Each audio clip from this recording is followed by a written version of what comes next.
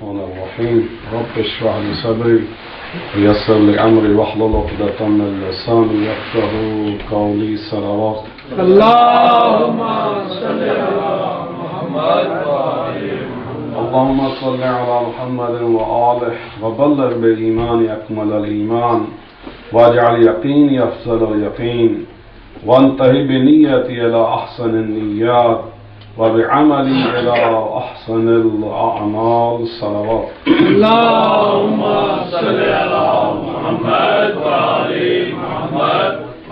امام سجاد علیہ السلام کی دعا مکارم الاخلاق اور اس کا پہلا حصہ آپ کی خدمت میں عرض ہے.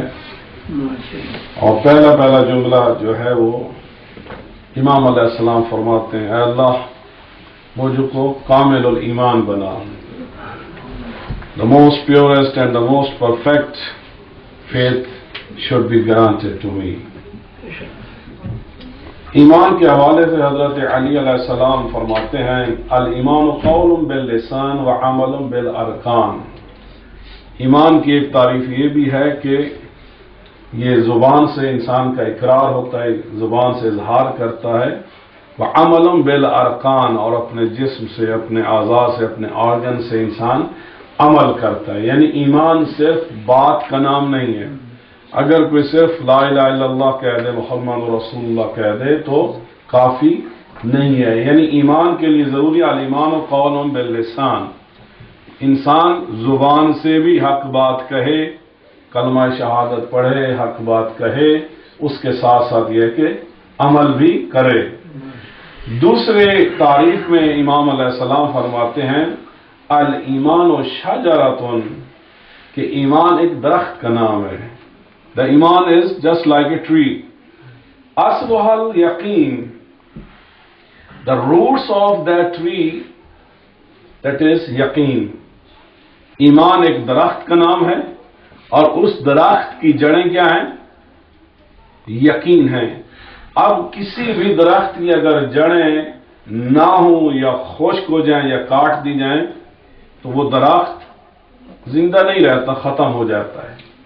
تو اس لیے ایمان کے لیے، اسلام کے لیے بہت امپورٹنٹ جو چیز ہے وہ کیا ہے؟ یقین ہے. Can you repeat please? You three boys. صلوات. اللهم صل على محمد وآله محمد. Yes, I'm waiting. Okay, listen carefully. So Iman is the name of a tree, and the roots of that tree are yaqeen. What is yaqeen? Trust. When you believe in something, when you trust in something, yes, this is the 100% perfect thing, this is the accurate thing. That is yaqeen. وَفَرْعُهَا التُّقَى. And the branches of the tree of Iman, that is taqwa. وَنُورُهَا الْحَيَاء. And the light of that tree, or the beauty of that tree, that is in haya, in respect, in haya. وَثَمَرُهَا السَّخَاء. And the fruits of the tree of Iman, that is generosity. یعنی چار چیزیں مولا نے بتائی ہیں کہ ایمان ایک درخت کا نام ہے، اس کی جڑیں یقین ہیں، اس کی شاخیں تقویٰ ہے، اور اس کے جو بیوٹی ہے یا خوبصورتی ہے اس درخت کی یا اس کا جو نور ہے وہ حیا میں ہے. اور اس کے بعد اس کے جو فروٹس ہے، اور بہترین چیز کسی بھی درخت کی جو ہے وہ فروٹ ہوتا ہے، اور وہ کیا ہے؟ جنرosity ہے، سخاوت ہے. اب یہ چیزیں، یہ چار وہ چیزیں جس میں ہوں گی تو اس کا مطلب ہے کہ اس کا ایمان بھی بہتر سے بہتر اور مضبوط سے مضبوط اور پاک سے پاک تر ایمان ہے اس شخص کا. حضرت امام جعفر صادق علیہ السلام اللهم صل على محمد وآله. ایک شخص ہے زبیری، اس نے پوچھا مولا کہ کیا ایمان کے بھی درجات ہیں؟ Are there different levels of faith, different levels of ایمان؟ تو امام علیہ السلام نے کہا یس، ایمان کے بھی درجات ہیں. پہلا درجہ ایمان کا کیا ہے؟ کہ جب انسان اپنی زبان سے توحید کا اقرار کرتا ہے، لا الہ الا اللہ کہتا ہے، محمد رسول اللہ کہتا ہے، تو اس کا مطلب ہے کہ وہ ایمان کا پہلا درجہ ہے۔ اسی کو ہم اسلام بھی کہتے ہیں۔ جو بھی شخص کلمہ پڑھ لیتا ہے یہ توحید کا، اللہ کے توحید کا ونس کا اقرار کرتا ہے اور رسول اللہ کی رسالت پر ایمان لاتا ہے، تو ایسی چیز کو ہم کیا کہتے ہیں؟ مسلمان ہو گئے۔ اب جب بھی کوئی شخص مسلمان ہو تو مسلمان ہونے کے حوالے سے کچھ چیزیں ایک مسلمان کی دوسرے مسلمان پر ضروری ہیں، حقوق ہوتے ہیں مسلمان کے۔ ایک تو کیا ہے کہ مسلمان کا ذبیحہ حلال ہوتا ہے، یعنی آپ جو گوشت کھاتے ہیں اگر اس کو نان مسلم اگر اس کو ذبح کرتے اسلامی طریقے سے بھی آپ کے لیے حلال نہیں ہے، یعنی ضروری ہے کہ وہ جانور مسلمان ذبح کرے اور اسلامی طریقے سے ذبح کرے، تو تب وہ ذبیحہ، وہ سلاٹرنگ اینیمل جو ہے وہ آپ کے لیے حلال ہوگا۔ تو یہ ایک مسلمان کو ڈگنیٹی دی ہے اسلام میں کہ جب کوئی شخص مسلمان ہو جاتا ہے تو اس کے ہاتھ کا ذبیحہ دوسرے مسلمانوں کے لیے حلال ہو جاتا ہے۔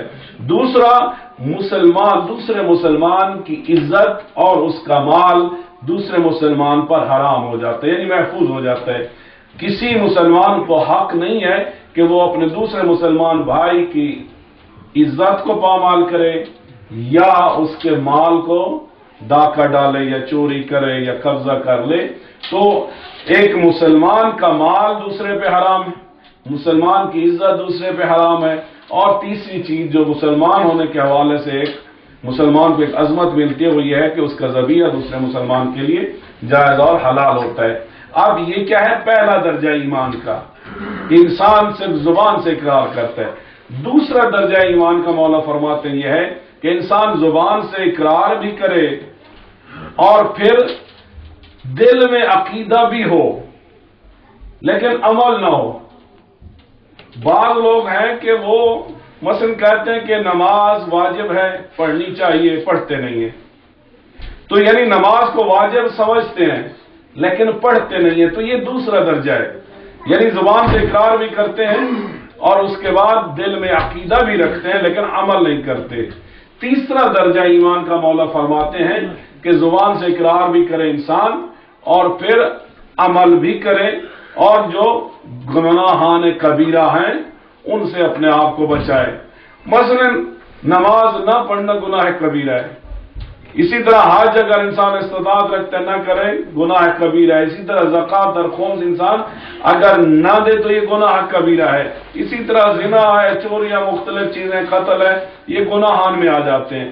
تو تیسرا درجہ ایمان کا یہ ہے کہ انسان اس عقیدے کے ساتھ ساتھ اعتقاد کے ساتھ ساتھ وادی عمل میں داخل ہو جاتے، پھر عبادات پہ کرتا ہے، کیونکہ مثلا قرآن میں ہے اقیموا الصلاۃ ولا تکونوا من المشرکین، نماز پڑھو ورنہ تم شرک کر رہے ہو، یعنی مشرک بن جاؤ گے۔ اسی طرح حدیث میں ہے کہ جو شخص جان بوجھ کر بغیر کسی ریزن کے اگر 3 جمعے اٹینڈ نہ کرے تو وہ کافر ہو جاتا ہے۔ حج کے بارے میں یہ ہے کہ جس کی استطاعت وہ حج نہ کرے تو وہ کافر ہو جاتا ہے۔ آیا وہ کافر، یہ والا کافر جو مسلمان ہے اور یہ عمل نہیں کرتا، کیا اس کا کفر اور دوسرا وہ شخص جس نے توحید کا اقرار نہیں کیا برابر ہے؟ نہیں۔ تو یہاں پر کیا حکم ہے کہ یہ جو شرک ہے یہ عمل کی وجہ سے جو شرک یا کفر بنتا ہے تو یہ ایمان کے درجے ہیں۔ ایسا نہیں ہے کہ وہ شخص مسلمان نہیں رہتا، تا وقت ہے کہ کوئی شخص خود اعلان نہ کر دے کہ میں نے کوئی اور دین اختیار کر لیا یا میں خدا کو ایک نہیں مانتا یا محمد مصطفیٰ کی نبوت کو نہیں مانتا، جب تک کوئی شخص یہ نہ کہے تب تک وہ مسلمان ہے۔ لیکن ایمان کے جو درجات ہیں اس کے حوالے سے جو شخص حج نہ کرے یا نماز نہ پڑھے یا زکوٰۃ نہ دے یا خمس نہ دے تو پھر اس کے جو ایمان کے درجہ ہیں، جو تیسرا درجہ ہے، انسان اس پہ فائز نہیں ہو سکتا۔ چوتھا درجہ ایمان کا یہ ہے کہ انسان ان سب چیزوں کے ساتھ ساتھ جتنے بھی واجبات ہیں ان کو ادا کرے اور جتنی حرام چیزیں ہیں ان سے انسان پرہیز کرے۔ پانچواں درجہ ایمان کا یہ ہے کہ انسان ان واجبات کے ساتھ ساتھ کوشش کرے کہ وہ مستحبات کو بھی انجام دے اور اس کے بعد مکروہات سے بچے۔ چھٹا درجہ اور آخری درجہ اور اعلیٰ ترین درجہ ایمان کا یہ ہے کہ انسان واجب پر بھی عمل کرے، مستحبات پر بھی عمل کرے، حرام سے بھی بچے، مکروہات سے بھی بچے، اور وہ چیزیں جو مباح ہیں، جو انسان کے لیے جائز ہیں، لیکن انسان کوشش کرے کہ ان جائز چیزوں میں بھی انسان اسراف نہ کرے، ان جائز چیزوں کو بھی اتنا استعمال کرے جتنا کہ اس کی ضرورت ہے، یا حتیٰ کہ وہ دیکھے کہ اس کی بھی ضرورت ہے لیکن کسی اور کی بھی ضرورت ہے وہی چیز، تو وہ انسان اپنے آپ کو چھوڑ کر دوسرے مسلمان کی ضرورت کو اگر ترجیح دیتا ہے تو یہ شخص جو ہے یہ ایمان کے اعلیٰ ترین درجے پر فائز ہوتا ہے۔ تو یہ بہرحال مختلف درجات ہیں جو امام جعفر صادق علیہ السلام نے ایمان کے حوالے سے بتائے ہیں۔ ابھی کوئی سوال ہو تو جلدی جلدی کر لیجئے گا، 2-3 سوال ایمان کے حوالے سے یا دعا کے حوالے سے یا روزوں کے حوالے سے۔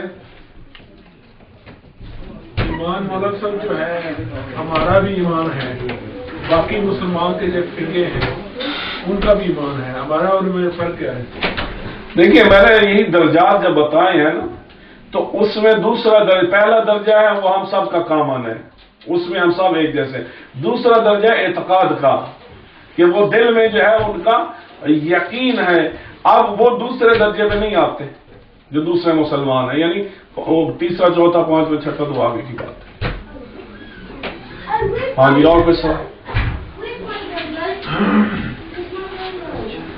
قرآن سے متعلق اس بات کر سکتا ہوں جی لیٹ نہیں ہے، ترجمہ جو قرآن کا ہے جو مسلمانوں نے کیا ہے، سب نے اپنے اپنے نظریات کے مطابق، ہمارے فقہ کے جو ہیں جو انہوں نے کیا، جو ان کے فقہ انہوں نے کیا اور نہ تفسیریں لکھی ہیں، یہ کیوں انہوں نے اس تفسیریں اپنی طرف سے لکھی ہیں، ان میں اور ہم میں فرق کس طرح پایا جاتا ہے؟ دیکھیے مسئلہ اب یہ ہے کہ قرآن کے حوالے سے حتیٰ کہ تفسیر بالرائے گناہ ہے، اپنی طرف سے تفسیر، اپنے خیال کی تفسیر دینا، لیکن اب مسئلہ یہ ہے کہ قرآن کے اللہ نے حفاظت کی ذمہ داری بھی لی اور قرآن کو کوئی چینج بھی نہیں کر سکتا۔ مسلمانوں نے ڈنڈی کہاں پہ ماری ہے؟ اپنے مطلب کی چیزیں قرآن کے ترجمے میں اور تفسیر میں اور تشریح میں جو ہے اس میں انہوں نے حتیٰ کہ بعض چیزوں کی شان نزول کو بھی انہوں نے تبدیل کر دیا، یعنی جن کے پاس حکومت ہے، آپ دیکھیے تاریخ بھی دیکھیے، حضرت علیہ السلام نے جو قرآن جمع کیا وہ قبول نہیں کیا گیا، کیوں؟ اس کے نیچے وہ جو شان نزول تھی، جو فٹ نوٹس تھے، وہ انہوں نے لکھے ہوئے تھے، یہ کہاں پہ اتری، یہ کس کی شان میں اتری، لوگوں نے اس کو، اسی لیے حکومت نے اس کو قبول نہ کیا، انہوں نے اپنی سے الگ سے ایک اسٹیٹ کاپی، یعنی متن میں اس میں ٹیکسٹ میں کوئی وہ نہیں تھا، لیکن یہ ہے کہ اس کے جو باقی جو فٹ نوٹس تھے یا اس کی ایکسپلینیشن تھی یا شان نزول تھی، کہاں پہ کس کے لیے کس کی شان میں کہ کس کو مطلب کنڈیم کرنے کے لیے ہوتی، اس چیزوں کو انہوں نے تبدیل کر دیا، اور اس کے بعد اب یہی چلا آ رہا ہے۔ اب مثلا یہی ہے کہ بڑی کلیئر ہے کہ وضو کے لیے بڑی کلیئر یہ جو ہے آیت اقیموا الصلاۃ، کہ جب آپ نماز قائم کریں تو پھر آپ کیا کریں، فاغسلوا وجوہکم وایدیکم الی المرافق وامسحوا برؤوسکم وارجلکم الی الکعبین، کہ اپنے دو چیزیں ہیں کہ آپ نے چہرے کو دھو اور ہاتھوں کو دھو کونیوں تک، اس کے بعد کیا وامسحوا یعنی مسح کرو سر کا اور اپنے پاؤں کا ٹخنوں تک۔ اب وامسحوا میں جو ہے بڑا واضح مسح کرو، تو وہ سر کا مسح کو تسلیم کرتے ہیں لیکن پاؤں کو کہتے دھو۔ اب کیوں انہوں نے ایسا کیا؟ اس لیے کہ 12 جن کے پاس حکومتیں تھیں انہوں نے 80% دین جو ہے وہ تبدیل کر دیا، نماز بھی تبدیل کر دی، وضو بھی تبدیل، حتیٰ کہ جو قرآن کی آیت ہے اب اس کو کہتے ہیں کہ یہ جو ہے واو عطف ہے، وہ پیچھے والے کی طرف جاتی ہے، تو واو عطف اگر جاتی ہے تو وامسحوا برؤوسکم، کیونکہ واو عطف جو ہے وہ جو سب سے قریبی ہوتا ہے نا اس کے لیے جاتی ہے، تو وامسحوا کے بعد جو ہے جو پہلی چیز آئی ہے وہ رؤوسکم ہے۔ اب جب رؤوسکم کے لیے مسح کو مان لیتے ہیں تو پھر آگے پاؤں کے لیے مسح بھی مان لیں، لیکن بہرحال چونکہ حکومتوں نے ایک چیز کو بنا دیا، ایک تاریخ بن گئی، کتابیں لکھی گئی، تو ایک بہت بڑی تفصیل ہے، اب اس سے ہٹنا ان کے لیے مشکل ہوتا ہے، اس کو جسٹیفائی کرنے کے لیے جنہوں نے اپنے آپ کو، جنہوں نے اپنا بڑا کسی کو سمجھ لیا ہے وہ اسی کی ایکسپلینیشن کو مانتے ہیں، لیکن خدا بہرحال جس کو ہدایت و توفیق دیتا ہے وہ آگے حق بات کو تسلیم بھی کر لیتے ہیں تحقیق کے ساتھ۔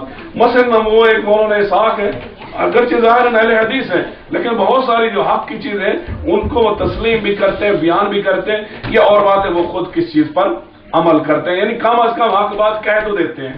یہ پہلا مرحلہ ہے، حق بات پر کہنا اور اس پر عمل کرنا یہ دوسرا مرحلہ ہے۔ بسم اللہ الرحمن الرحیم، اللہم کن ولیک الحجۃ ابن الحسن صلواتک علیہ وعلی آبائک فی هذه الساعة وفی کل ساعة ولیا محافظا وقائدا وناصرا ودلیلا معینا وتسکنہ ارضک التوبہ وتمتعہ فیہ طویلا۔ پروردگار امام زمان علیہ السلام کے جلسوں فرما، تمام حاضرین شرکاء کی حاجات کو پورا فرما، ہر قسم کی آفات بلیات مصیبت و پریشانی کو مومن مومنات سے دور فرما۔ پروردگار ہماری اطاعت کو، روزوں کو، ہماری عبادات کو، دعاؤں کو منظور و مقبول فرما۔ ان تمام مرحومین کے سارے صاحب کی 3 مرتبہ سورہ فاتحہ، 3 مرتبہ سورہ اخلاص تلاوت فرما دیں۔ سید ولایت حسین، سیدہ غلام سکینہ، سیدہ سردار بیگم، سید فیروز شاہ، سیدہ زینب، سید سجاد حسین، سید ممتاز حسین، سید گلزار حسین، سید حسن شاہ، سیدہ فروا بطول، سیدہ رقیہ، سید فتح حیدر، سیدہ منور سلطانہ، سیدہ حمیدہ خانم، سیدہ منور بیگم، سید لطیف حیدر، سید الطاف حیدر، سید ذوالفقار حیدر۔ ان مرحومین کے لیے اور اپنے مرحومین کے لیے